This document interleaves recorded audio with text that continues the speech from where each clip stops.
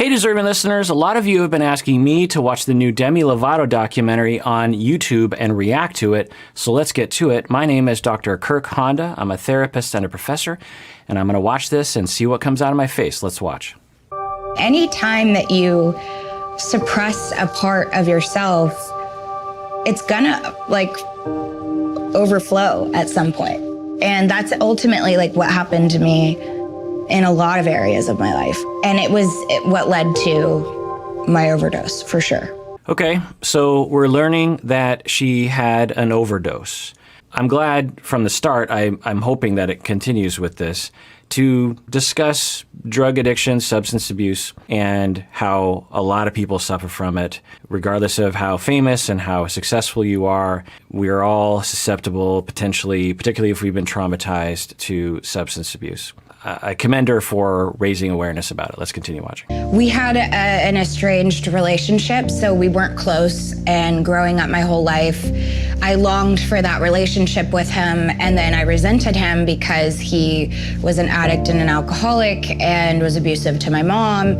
And so I cut him out because I felt like, it was causing more harm than good. Okay, so we learned a little bit of detail about her childhood, that her father suffered from substance abuse himself, and also that he, according to her, was abusive with her mother. So as children, when we witness violence, it can cause a whole number of traumas for us.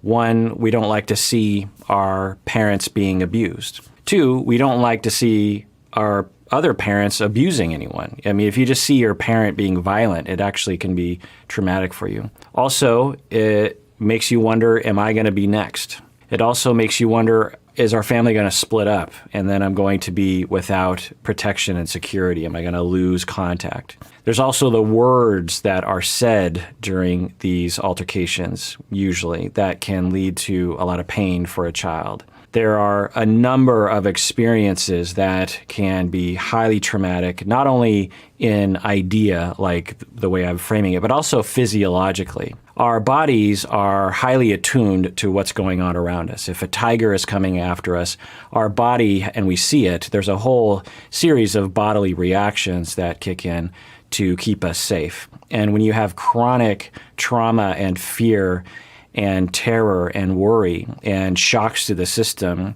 then you can develop ongoing conditions such as PTSD, complex PTSD, personality disorders, depression, anxiety, a whole slew of things, really. Half of the DSM, if not more, have trauma as a possible factor in its development. Also, when one of your parents is suffering from substance abuse, oftentimes it'll affect their parenting. Not all the time, but it's not unusual for it to happen. For a parent to be erratic in their moods, they might, a very frequent complaint of children who have parents who suffer from substance abuse is that the parents will break a lot of promises. The parents will usually be in some kind of shame cycle where they will binge and then they'll be terribly ashamed and they feel terrible about themselves. They make all these vows that they're going to change and they're not going to do it. And then slowly, I'll just let a little bit of the substance in, and then by a week later they're binging again, or whatever the timeline on the cycle is. And somewhere in that cycle, as a parent, you will believe that you've turned a new leaf and you're going to be a new person, and you might feel terrible about the way you've been neglecting or even treating your kids, and you will go to them or your spouses or friends or family member, work, and you'll start making promises, partially because you're ashamed and you want to make up for it genuinely. But another part of it because you are in denial of the cycle. And one of the effects of being in denial is to say, well, I can fix it. I can just white knuckle it, as people will say in AA, and I'll be able to get through this, which of course is ridiculous. Anyone from the outside, especially if you know the cycle of addiction, you know that there's no chance that you can willpower your way out of addiction. You need to surrender. You need to say, I have a problem and I am powerless and I need to get treatment and I need help and I need to come out of the closet. I need to tell everyone. I need to deal with my trauma. I need to go to therapy for 5 years to recover from trauma, all that sort of thing. So we also know that the susceptibility to drug addiction can run in families genetically. So maybe Demi Lovato has some factors that are working against her in that way. But the trauma alone can cause someone to have that physiological fear. And then when you grow up, you're having these spikes in the stress because you're frequently being triggered. And you are looking for solutions as a 14-year-old, as an 18-year-old, maybe even as a 10-year-old. And you find that substances will smooth you out, will take off that edge, will dampen the distress. And heroin and opiates are very effective in doing that. There are many people who will have long-term opiate addictions, and they will say that they never felt safe, they never felt calm, they never felt normal, they never felt like they could have a normal conversation or some combination of those things that I just said until I had my first opiate. Sometimes it's a pill from the dentist, sometimes it's recreational at a party, and all of a sudden the person says, for the first time, I feel like I can relax. I got a good night's sleep, that I could talk with people and not be constantly in my head and worrying. I could not be triggered by just interacting with people. For the first time, I felt okay. Well, of course, that is a very seductive substance at that point. A substance that I can finally feel normal, and none of the other things I've tried have helped. Now, of course, what they haven't tried is effective long-term care for trauma, which is very particular and it's very specialized, and there's not a lot of therapists that know about it. So it's not unusual that people don't know to seek that, but that can actually reduce symptoms such that you don't need substances. Anyway, I'm rambling, but let's get back. Do have him in my life. His death was very complicated because we don't actually know the exact day that he died. All we know is that by the time he was found, his body was too decomposed to have an open casket. He had been laying there, I think, for about a week and a half before anybody found him. Okay, so that's another trauma that is likely a factor in her life. To, one, have your father die at any age, but particularly when you're young. And I don't know if she was told the circumstances of the death, but if she were told that, that's a traumatic image in your head. To imagine your father, I won't go into the details, you heard her description, just having that image in your head of your father would complicate one's grief around that. A lot of us are walking around with unresolved grief, with complicated grief. And our society doesn't help with this. There's a minimal amount of attention that will be given to people around grief, particularly kids. A lot of people, society, families, will treat kids like, well, they're so resilient and, she's not talking about it, she's okay. Yeah, she might be okay right now, but believe me, she needs to be talking about it. There's a process there. The key is you have to tune in to the child's needs, because the child might for 6 months not want to talk about it, but the next 6 months, that's all they want to talk about. And so you have to, or they might want to talk about it nonstop for 3 years, and then or they might want to talk about it one day and not talk about it the next day. And so you have to be attuned to a child's needs along those lines. And one of the things that a lot of children will pick up on is, oh, people don't really like it when I talk about it. It makes people uncomfortable, so I'm just going to stuff it, and then you can have problems like distress and substance addiction later in life because of the ongoing pain that you're experiencing psychologically. Anyway, I'm rambling. I barely watched any of this. Let's get back. And that was the fear that I always had for him, was that he would end up alone. And he did. He died alone. Mental health is something that we all need to talk about, and we need to take the stigma away from it. 6 years ago, I was drinking vodka out of a Sprite bottle at 9 in the morning, throwing up in the car. And I just remember thinking, this is no longer cute. This is no longer fun. Okay, again, commend her for talking openly to fans in the middle of a concert. It's pretty brave of her. A lot of people wouldn't want to bum out a crowd like that, and she's like, no, well, let's talk about it. Let's talk about mental health. Let's self-disclose my own process. I'm not just talking about other people. I'm talking about me. I was really suffering, and so she's talking about how she was drinking alcohol out of a Sprite bottle. I'm guessing what she's referring to is because of an ongoing daily need for alcohol consumption and dependency, not only because you become physically addicted, meaning that when you are without it, you have terrible withdrawal symptoms, and so you need alcohol to subdue the withdrawal symptoms. But also because of the ongoing trauma, I'm guessing, she hasn't got into it, that she is suppressing with the alcohol. In some ways, in the way I rank things, I would say it is a second to opiates, heroin, Percocet. These kinds of opiate substances are very effective at getting rid of trauma effects in the short term. Of course, opiates have terrible side effects and terrible ongoing, including death. There's thousands upon thousands of people who die from accidentally overdosing on it. And I've treated a lot of people who suffer from opiate addiction. It's actually kind of prevalent in Seattle. She's talking about alcohol. Alcohol is also pretty effective. So anyway, she's talking about how she was drinking alcohol out of a Sprite bottle or can. And I think she's referring to a very common practice, which people will feel very ashamed of themselves and will hide it because they don't want to alarm people around them, or they're tired of being hassled by other people, and so they will resort to sneaking their alcohol throughout the day. I'm guessing that's, but I commend her for talking about this. And I'm just like my dad.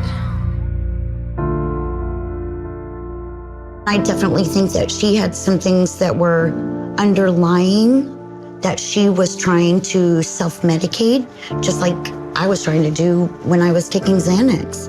I was trying to self-medicate. Okay, so right, that's the term that a lot of people will use, is self-medicate. And the mom, I think that's the mother, biological mother, is saying that she, according to her, self-medicated with Xanax, which is another substance that a lot of people will self-medicate around and abuse. Xanax, similar to alcohol, similar to heroin and opiates, will subdue your nervous systems such that you don't feel the pain, you don't feel the psychological pain, you can get through the day, you're more relaxed, it's easier to cope with things, you feel less anxious about things, and it becomes a cycle. So the mom sounds like she might have addiction that runs in her family, compulsive use that runs in her family. So Demi Lovato is getting it both from dad and mom.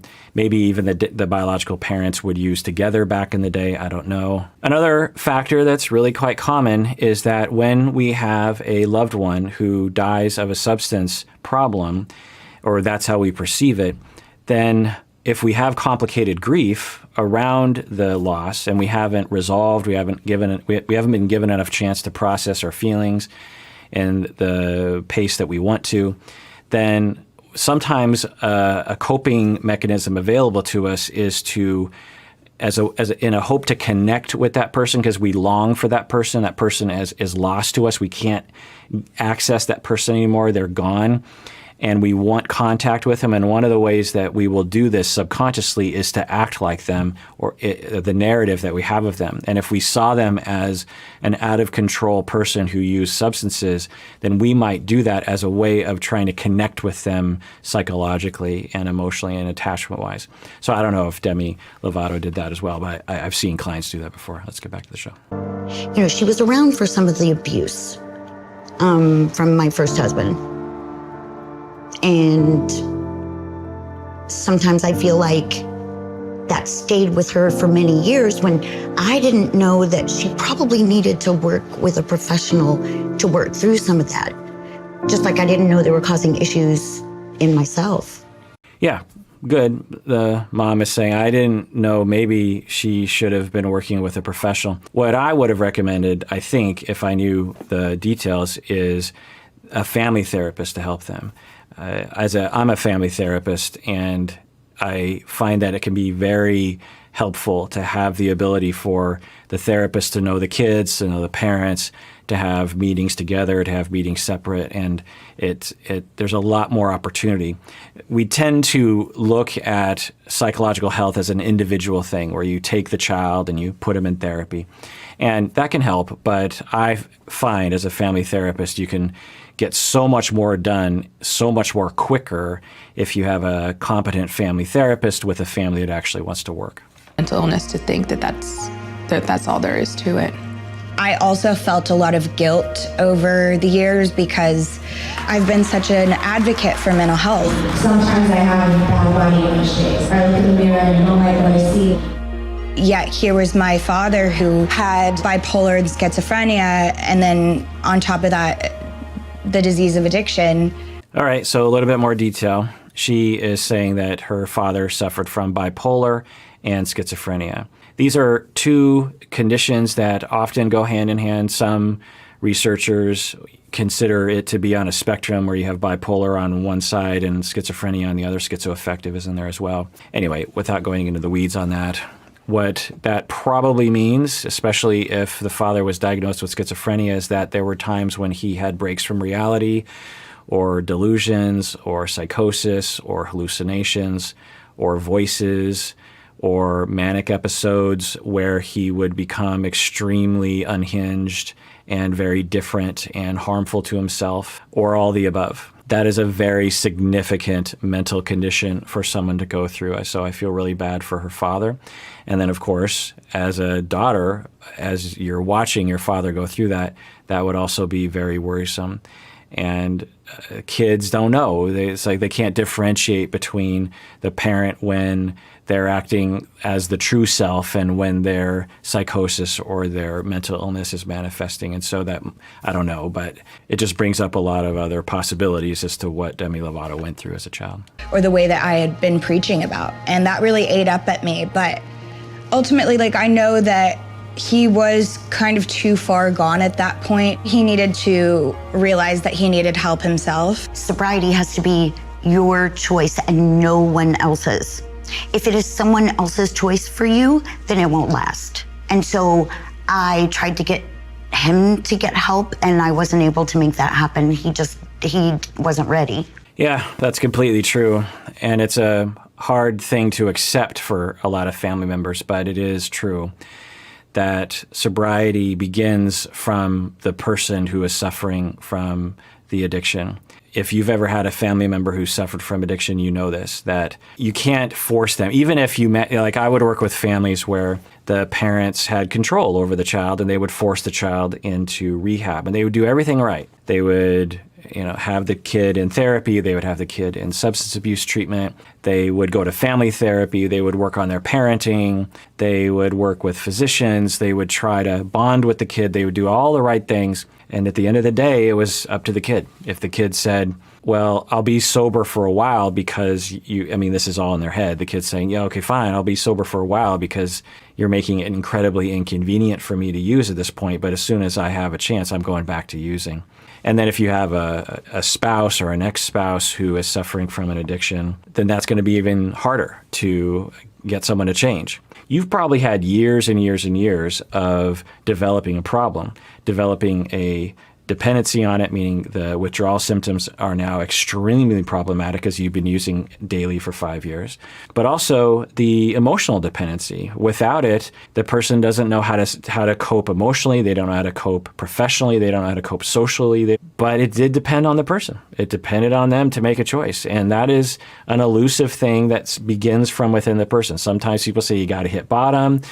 Sometimes you have a moment of clarity. It's really an elusive thing. And people have been trying to study this moment where, because you'll ask people with 10 years sobriety, like, what was it about that moment? And we study those things because if we could know what it was about that moment that began the road to recovery, then we could replicate that with all the other people, but we just can't. Everyone's particular. Everyone has their own process.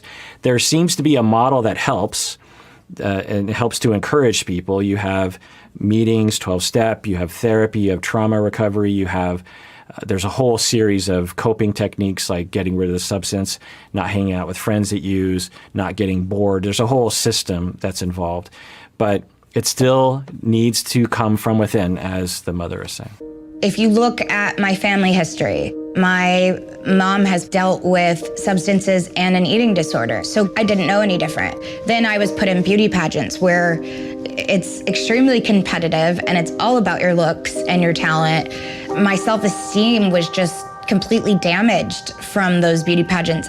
I remember actually making a pact with myself saying, if I don't win this pageant, I will never eat again. Yeah, these beauty pageants have to be looked at. I know that they have been by society for a while now, after certain reality TV shows revealed things, documentaries about these child beauty pageants. But I think we need to look at it more. I don't know what the percentage is. Let's say that 90% of the kids are not harmed by these beauty pageants, or even their life is better because of the beauty pageants. So let's say 90%.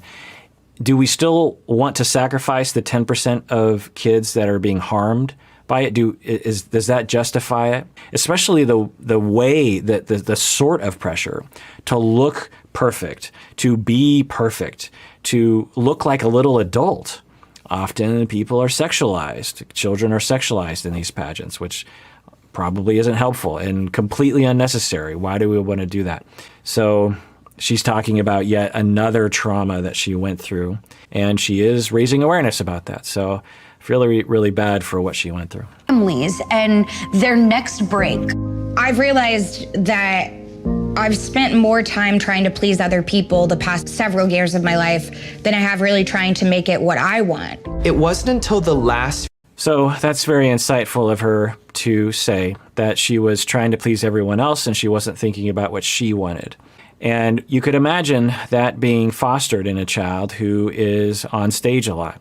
When you're on stage, when we watch people on stage, it seems like the world is their oyster. But if you've ever been on stage, particularly in a scenario like that, you know that there's a lot of people telling you what to do. And as that the other person said, there's a lot of people that depend on you. Their jobs literally depend on you being on stage and doing well, to perform well. That's a lot of pressure to put on anyone, let alone a child. But anyway, so one of the things that can happen to kids when they go through traumas and there's violence and substance abuse in the family is the child will not be given a chance to develop a connection with their self. If you listen to my podcast, you hear me talk about that a lot. You can listen to other past episodes, A Sense of Self. You can search for that in the episodes where I go into more detail. But the point is that in order for children to develop a connection with themselves, there needs to be a safe place where they can explore, a lot of mirroring and attunement to the child's needs, a lot of communication to the child about what they're feeling, such that the child learns, oh, that's what I'm feeling, that's what I want. It's okay to want things. It's okay to say no. It's okay to ask for things, within reason, of course. And then you develop this connection with the self. You develop a connection with your emotional center, with your needs, with your power, with your assertiveness, with your entitlement. We're not all 100% entitled, but we are entitled to some things. We're entitled to say, hey, I have needs here and I'm a part of the equation. I'm not here just to please everyone else around me. So she's talking about that as well, that she had a hard time with that, but she has learned to, have a connection with the self and to stand up for herself, which is good. Trying to keep her well, and it had just eaten away at her. There were times where I had to spend the night because she ate a cookie. I felt like I was always walking on eggshells, no matter what. What I was eating, around who, what we had in our dressing room, what kind of food. It was very intense. Everyone around her had to be drug tested. She wasn't allowed to hang out with anybody that wasn't sober completely. There were times where I was just like... And by the way, if you have an eating disorder, or you think you might, or you might think you might know someone else that does, if you have trauma, or you think you might suffer from some sort of trauma condition, if you have a substance abuse problem, if you have a suicide issue, make sure that you talk to a therapist or a professional that specializes in that. As I always say, never use YouTube as a replacement for therapy. You deserve a therapist. Get one. You really, really do deserve a therapist. Everyone does. So you really, really do. Please get one. I put on a little weight. So I don't want to go on stage every night in clothes that are showy. A part of the problem is the sketches that they draw. Everything looks good on a sketch because it's a 10-foot, 90-pound model with a 5-inch waist. There's just so much pressure as a female in the industry to look a certain way and to dress a certain way. Yeah, 100%. And it's only getting worse. It is only getting worse. And by the way, these discussions, if you are susceptible to this, can be triggering to you. And again, you probably want to not watch this video if you are being triggered. The documentary included, by the way. They had a little bit of a trigger warning at the beginning of the video, but I think that it needs to be repeated through a video, just because some people might think, oh, I'm not going to be triggered by this, and then they're in the midst of being triggered and they need it. So just check in with your body. You can always pause it and come back later, or not watch it all. And again, talk with your professional. The legendary, iconic Demi. This is a special day. 6 years sober. Happy birthday. Happy birthday. Happy birthday. Happy birthday. And God bless you. Don't ever stop.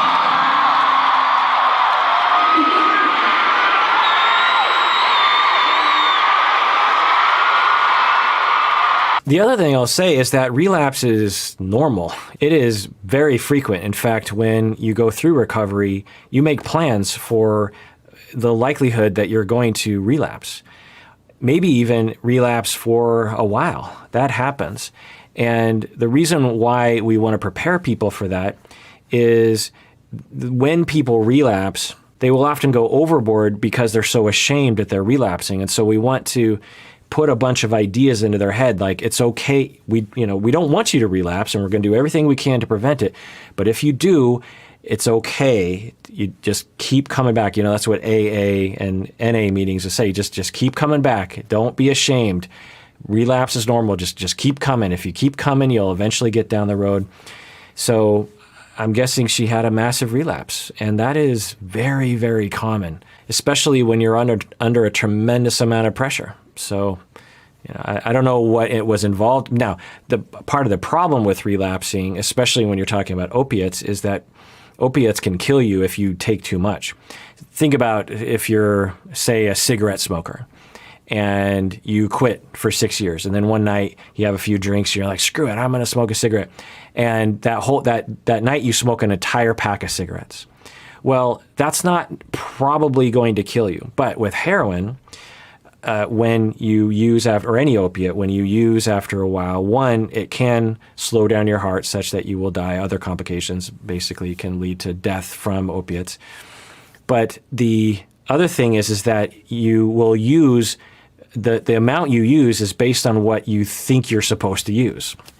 So when you were using all the time every day, your tolerance went up, so you needed more and more and more to get high, and more to just feel anything. And then you quit for 6 years, and that tolerance goes away. And now you only need a tiny little bit to get high or to have the effect, but you don't necessarily know that, or you're not remembering that. And you take a similar amount that you used to take, or even just, maybe a quarter of the amount. But that is enough to kill someone that doesn't have the tolerance. And so that's why a lot of people end up dying. I don't know if that's what happened to her with the overdose. I'm guessing they'll get into it. I had a photo shoot, and I remember being at the photo shoot and just thinking to myself, like, I don't even know why I'm sober anymore. Like, I am so miserable. I'm not happy. I have all this stuff that I'm dealing with. I picked up a bottle of red wine that night, and it wasn't even 30 minutes before I called someone that I knew had drugs on them. I'm surprised I didn't OD that night. Right.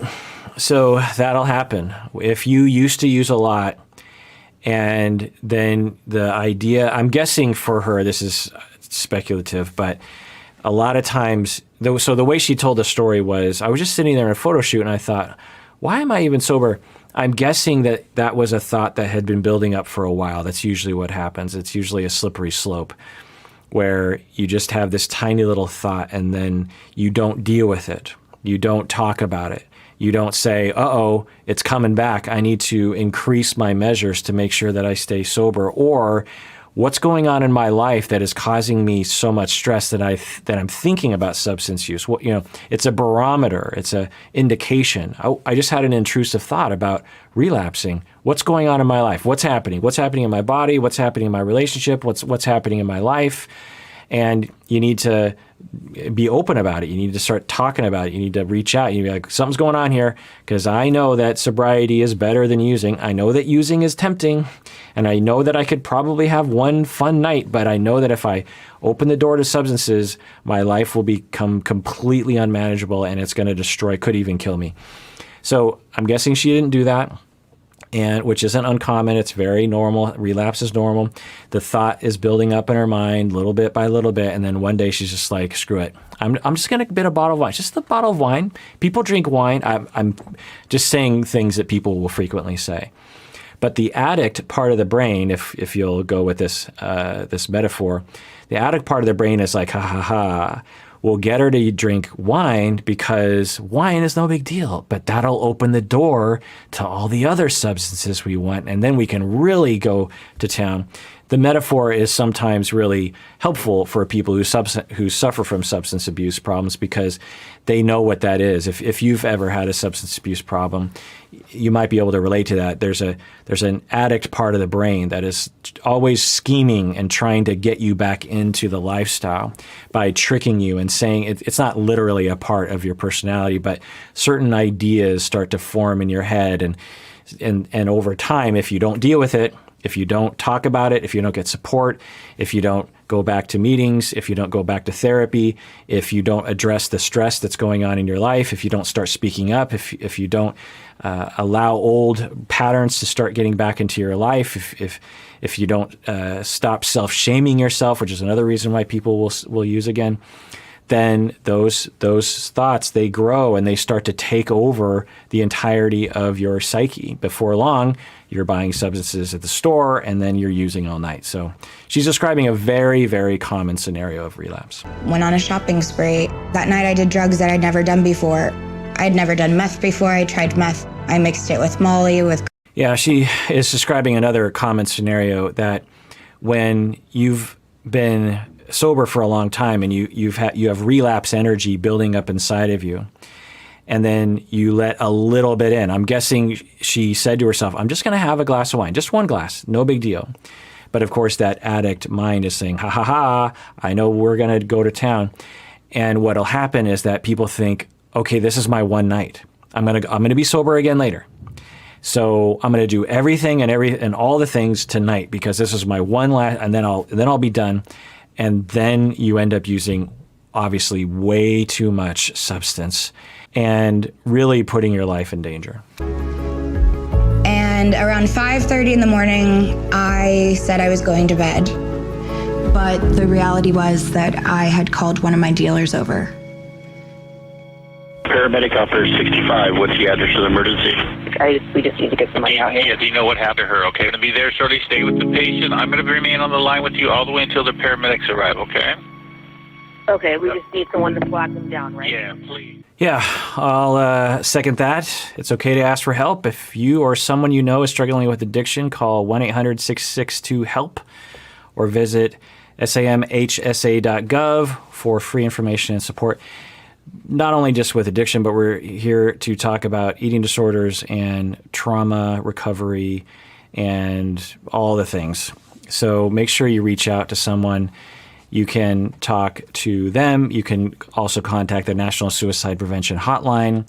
You can just Google the DV hotline, Domestic Violence Hotline.